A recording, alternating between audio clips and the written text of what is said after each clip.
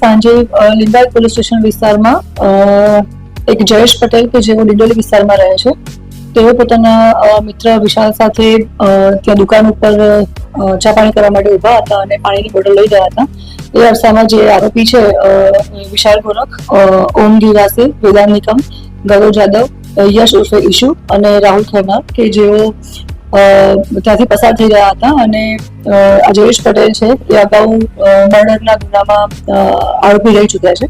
અત્યારે જામીન ઉપર છૂટેલા હતા અને તેને જોતા જે આ વિશાલ ગોરખ અને એના સાથીદાર મિત્રો છે એ લોકોએ અંદર સંવાદ કર્યો કે આ એ જ જયેશ છે કે જેણે આપણા મિત્રનું મર્ડર કરેલું હતું અને મારા મધરને પણ મારેલા હતા.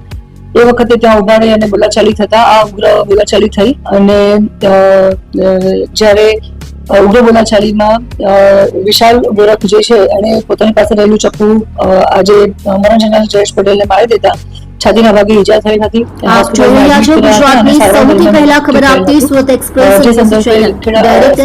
લિંબાયત પોલીસ સ્ટેશનમાં મર્ડરનો ગુનો દાખલ થયેલું છે અને અમારી 5 આરોપીઓને અમે એરેસ્ટ કરેલા છે.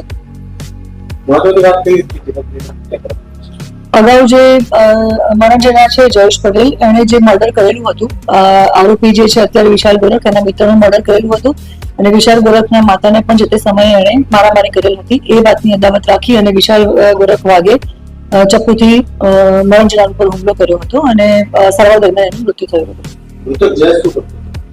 મૃતક જયેશ એ નાની મોટી ચૂલક મજૂરી અને જોબ પણ કરતો હતો.